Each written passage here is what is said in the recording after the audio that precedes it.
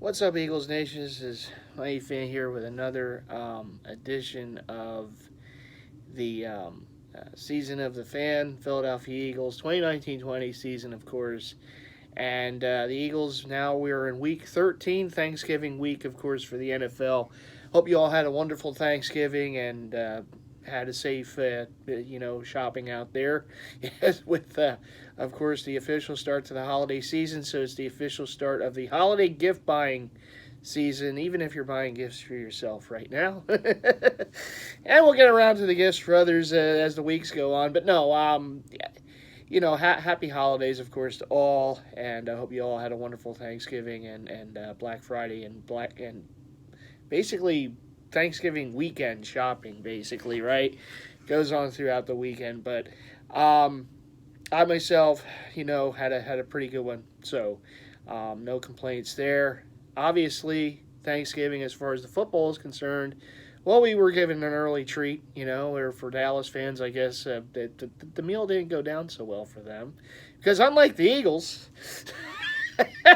Dallas couldn't quite take care of business against Buffalo. Now, that's three teams, for those of you counting at home, that the Eagles have beaten this season that Dallas has lost to. Okay, you got the Jets, you got the Packers, and now Buffalo. And I guess because Dallas is playing the Bears next Thursday night, the Eagles already beat the Bears. I guess that means Dallas is going to lose to them and continue the trend.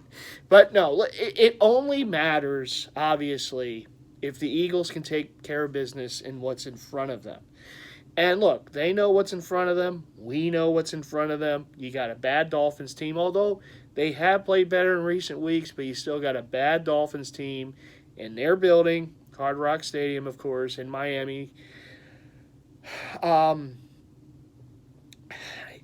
It should be a win for the Eagles. I know the Eagles offensively the last few weeks has been well stated, have not played very well. I do like the fact that they're getting Lane Johnson back, which, by the way, congrats to Lane for the contract extension given to him over this, of course, Thanksgiving holiday.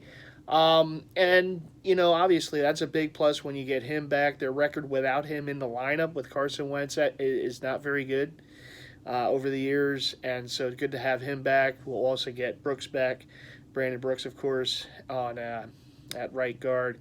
So the right side of the offensive line, which was a problem last week early in the game against Seattle, will be better. They're getting all their starters out there, so should be better things here in this game against Miami. Of course, the Dolphins do not present a great pass rush, and their secondary isn't very good. Think about where the Eagles were at the start of the season in their secondary.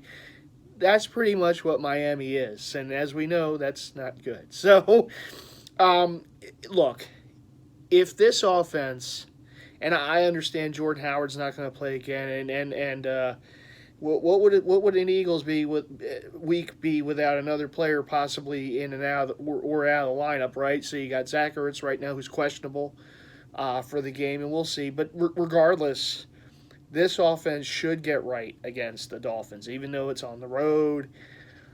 And you never want to underestimate that. It's a road game. Even if it's against a bad team, it's still a game you gotta be mentally focused and sharp for. Because not for nothing, this offense the last few weeks, and I know there's been guys out of the lineup, and obviously some guys, important players on the offensive line were missing, but at the same time, as we know, Carson has not looked good the past 2 weeks. And this offense has not looked good the past 2 weeks, and for the beginning of the Patriots game. Just not good at all the rest of the way. We need this offense to play well. We need this offense to get right against Miami, against the Giants, against the Redskins. Because you know what? When you go on, if this offense can go on a roll here, starting tomorrow against Miami, and I don't care who they're playing. I don't care that they're playing weak defenses because we need this offense to get right and get going the way we know they can. Okay? And if they can do that and go on a roll for the next 3 weeks leading up to that big, which could still be a big game. Of course, if Dallas loses a few more times, then you know it. But could be a very big game in Week 16, home against Dallas. If this offense is playing with all cylinders go, it is a home game. You know the fans are going to be there for them. I mean, why not just continue it up against Dallas, a team who, yes, they have struggled against in recent years. Continue it against Dallas, and then you win the division. I mean, you get hats and shirts at the end of that game, for division titles. Now, I know that's not the biggest prize out there. We know what the biggest prize is out there. So obviously, if you win the division, that's all good and great. You have a home playoff game, and you take your chances when you get to the postseason. I don't care what the record is. We've seen teams with not great regular season records have success in the playoffs. I mean, not for nothing, the Eagles last season got to the playoffs late because obviously the Vikings fell apart. The Eagles got in as a wild card, won a road game in the double doink game against Chicago, had chances to win against the Saints in New Orleans, played them right down to the wire. And if they would have won that game, who knows? They might be back in the Super Bowl against the Patriots again in a rematch of Super Bowl 52 if they could have, taken care of business again against the Saints and then against the Rams in L.A. So anything can happen. And I know that's another little over a month away now to talk about playoffs. But this is an important game. These games are big the rest of the way. And I was talking to someone yesterday, a couple people, waiting in line outside on that cold day outside of the ballpark. I went to the Phillies ballpark at Citizens Bank Park. They're doing their Red Friday sale for Black Friday, of course. And we were talking, I was just talking to some people in line. And I basically, we were all talking. Of course, we were, happy that Dallas lost and the fact that, again, they give us a shot, that if the Eagles can beat the Dolphins, they're tied again, and here we go, right, in the stretch run.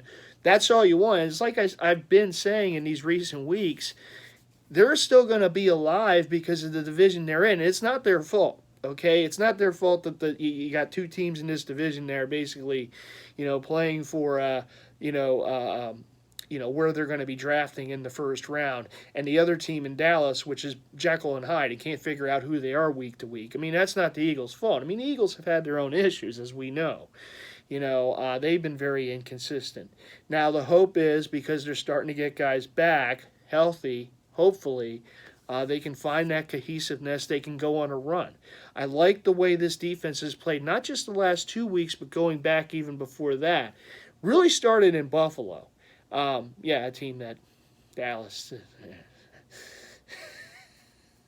So it really started. If you want to look at film of how a team can beat Buffalo, Dallas, just look back a few weeks and you'll see how the Eagles were able to take care of business in Buffalo, in a game that they played well offensively as well.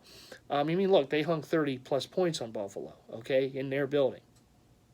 Let me say that again, just so the Dallas fans out there. We did that in their building. Dallas, in your building, not even. But anyhow, I love their misery, okay? It makes me happy. So, anyhow, it started in Buffalo. This defense started playing, really getting into gear in Buffalo. It carried over against the Bears. I know the Bears' offense isn't that great, but still it carried against the Bears. It carried against the GOAT, Tom Brady, right in that offense, even though that offense isn't quite right, but still played well against them. And against Seattle. I know Seattle missed some plays, absolutely missed some plays. The Eagles missed some plays too. Seattle missed some plays, but for the most part, they held an MVP candidate in Russell Wilson in check in that game. So this defense is playing well, and they're getting right at the right time of year. Now, they want to keep it going. You don't want to have a letdown against Fitzmagic. And a quarterback, which, by the way, I believe the Eagles have only beaten once over the years, and that was when he was a Jet in the Meadowlands, in a game in the Meadowlands some years ago. Because obviously we lost to them last year when he was with Tampa. They lost to him years ago, back when the Eagles lost to Buffalo. And they lost to him. I think he was the quarterback, if I heard right, who was in the tie game against Cincinnati back in 2008. So, not for nothing, but he is a quarterback that's given the Eagles trouble over the years. And like I said, look, I'm not overlooking Miami But what I'm saying is this offense has an opportunity to get right against really a porous defense. And then you continue it against another porous defense in the Giants and another one after that in Washington. And those teams are basically right now looking for, as Miami, but they're all looking for where they're going to be drafting in the first round. So, but again, you don't want to overlook those teams. That's where it's going to bite you. And how many times in the past have we seen the Eagles play these games against opponents, particularly late in the season, that are like, well, this should be a win, this should be a win, and then it goes the other way. I mean, I harken back those years ago to when, and that game should have been played on the night it was supposed to be played, but everyone remembers the Miracle in the Meadowlands play where Deshaun Jackson returned all the way, returned the punt for a touchdown to beat the Giants. And today, Giant fans are still, why did we punt to the guy? Why did we punt to the guy? That was the last win for the Eagles that season. It was a Week 16 game in the Meadowlands. It was just an incredible finish. The Eagles came from way back in the fourth quarter to win the game on that punt return by Deshaun Jackson. And then after that, they were playing the lowly Vikings, right? The lowly Vikings with, who was it, Joe Webb or whatever at quarterback. And they were going to play the game, I think it was a Sunday. I forget if it was a Sunday or a Monday night, whatever it was. And it was a snowstorm. And it really wasn't even that horrendous of one, but they postponed the game to play it later in the week. I think it was like a Tuesday night. And the Eagles played that game at home against the Vikings team, which nowhere close to what they are today. It was a bad Vikings team. And the Vikings came in and beat the Eagles. If the Eagles would have won that game, they would have had a first-round bye. And then obviously host the second round, in the playoffs.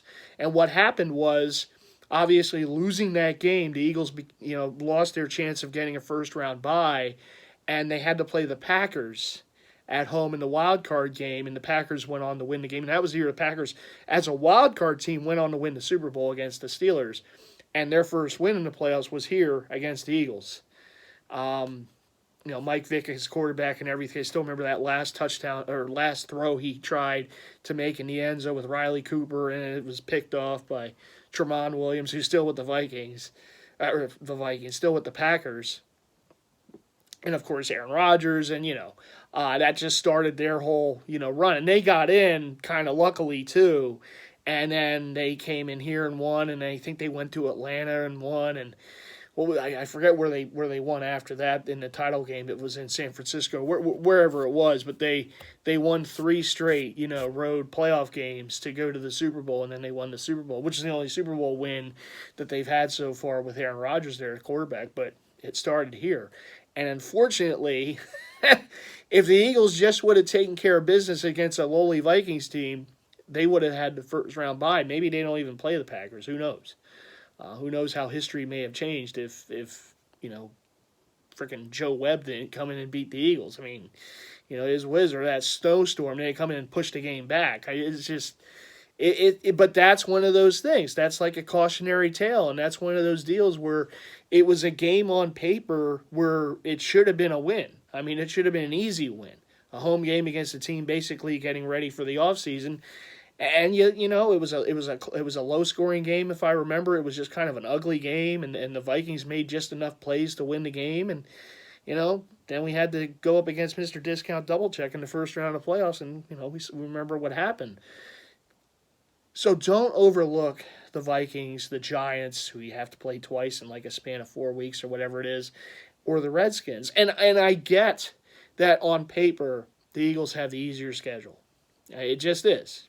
I mean, they're playing 3 straight weeks, 2-win teams right now, as it stands right now, 2-win teams. The Dolphins home Monday night against the Giants, and then at Washington.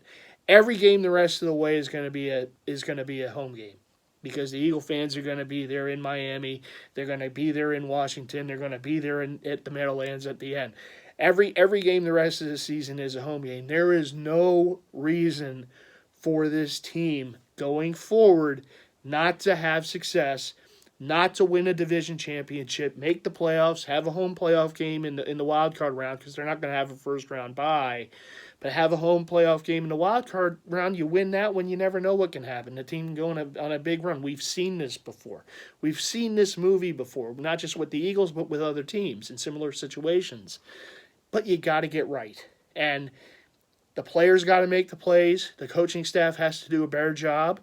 It has to get better offensively. Carson Wentz has got to play better. There is no doubt about that. Because guess what? If he doesn't play well, they're not going to win, more than likely. If this offense looks the way they have the last 2 weeks for the most part, I mean, it's going to be tougher to beat even bad teams like Miami and the Redskins and the Giants if you're not executing. And if the coaching staff isn't doing a better job, Doug Peterson isn't doing a better job with the play calling, utilizing the strengths of this team. It's got to be better. It's got to be better. Like I said, I like how the defense is playing. I like how they've put it together. And they have certainly played better, than where they were at the beginning of the season. So they're getting it done. Now we just need the offense to get going. And like I said, if there were teams that this is where you can get better against, it's Miami, it's the Giants, it's the Redskins, albeit 2 of the 3 are divisional rivals, but realistically, those defenses just aren't playing very well, and you should being the operative word, have success against those porous defenses, go on a winning streak, put it together, and then Week 16, more than likely, is going to be for the division. And Dallas, if there's still a lot of finger pointing going on, and they don't really like the coach, and this is that, and this is that, I don't know. Do I think that will be an easy game? Right now, I can't say it. I can't say any game's going to be easy right now based off the last few weeks.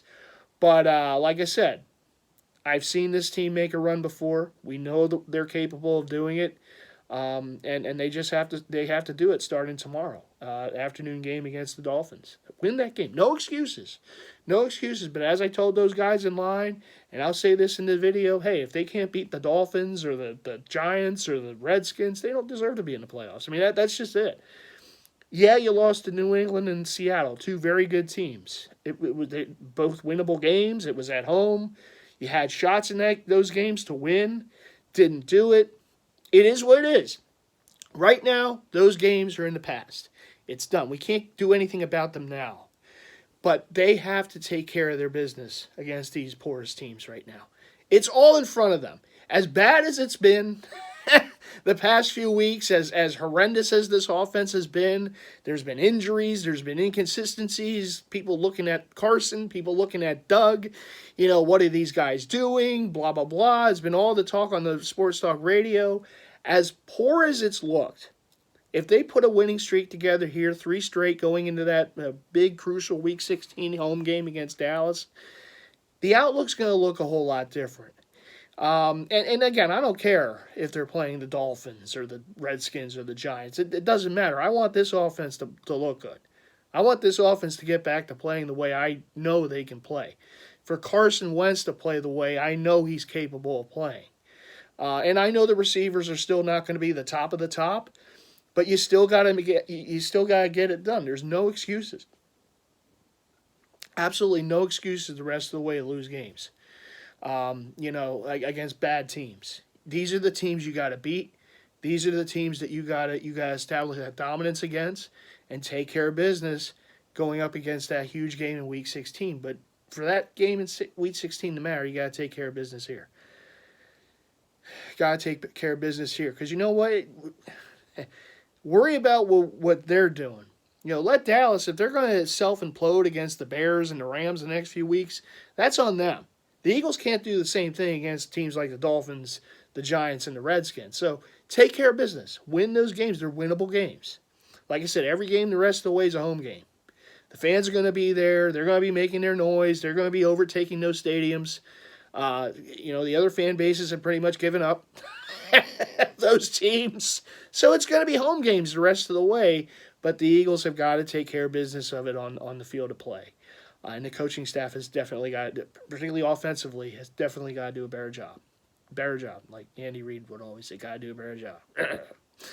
So anyhow, that's my take here. About 20-minute take here on the games that are coming up. Obviously, it starts in Miami in the 3:05. And, you know,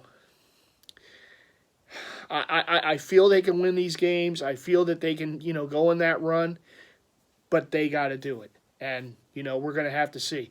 Well, we'll talk more about the game, obviously, after the game is played. Let's get into the Festive 4, because that's what Festive's waiting for. Festive's just waiting, but look at Festive, just waiting patiently. So, Festive's happy the Flyers won today. And over the last couple nights, actually, the Flyers have taken care of business. And the Sixers are winning, too. They had a comeback win against the Knicks. It almost sucks to say you had comeback wins against the Knicks, but yeah, they had twice now the Sixers have had comeback wins against the Knicks. But there's an example again. Look, you're playing a bad team, got to find a way to win, and the Sixers did. Found a way to win last night at the Garden against the Knicks. They play tonight against the Pacers in the city uniform. We're going to be unveiling those city uniforms tonight. So, looking forward to seeing them there. Hopefully they get Pacers are a good team, so hopefully, the Sixers can get a W. And obviously the Flyers playing good. So the Eagles. they gotta do it. Speaking of winning, Festive last week went 3-1. And overall, this season, Festive is now 30-14 on the season with the Festive 4. Talking about getting it done. That's getting it done. I mean, there's people in Vegas that might not be having as good a seasons as Festive's having with the Festive 4. Sorry, Vegas. Festive is not going to Vegas. Festive is staying here. But anyhow, this is this week's Festive 4, hot off the presses. Let's get right into it. First of all, Festive likes Carolina over Washington. Yes, Washington, I believe they got a win last week, and their quarterback was taking selfies on the last play. But, it is what it is. But anyhow, Festive doesn't think Washington's going to win this week. Two struggling teams, but Festive's going with the Carolina Kitty Cats. And then, of course, Kansas City over Oakland. And, hey, look, Oakland last week, Festive picked against the Jets. So now Festive's angry with them. So Festive's taking Kansas City to beat Oakland. You don't want Festive getting angry at you. Festive won't pick you. But anyhow, there's that. And a good game here. What could be a tough game to pick. But Festive is leaning towards Frank Reich and the Indianapolis Colts over the Tennessee Titans. And it should be a good game, but we'll see what happens there. And finally, speaking of good games, probably one of the games of the season right here, but Festive likes Baltimore to beat San Francisco in a tough game. A tough game to pick, but Festive's going out on a limb here and picking that game. There's a lot of pickers that won't pick that one. But Festive, Festive's bold. Don't let anyone say any otherwise about Festive. Festive is bold, and Festive is going with the Baltimore Ravens to continue their winning ways against the Niners. And Festive doesn't believe it's going to be as a high-scoring game as Baltimore has gotten used to in so far in this season. But Festive is giving the nod to Baltimore over San Francisco. And that's it. That's the Festive 4 for Week 13. Again, 30-14 overall on the season so far, hoping to improve that record even more. And we're all hoping the Eagles get a W. Look, it's a winnable game, which kind of scares me as an Eagles fan. It's a winnable game. Take care of business, Eagles. Get the W. Tie up in the division again with the Dallas team that they're just every season they're just predictable. They they are the Titanic ready to hit that iceberg.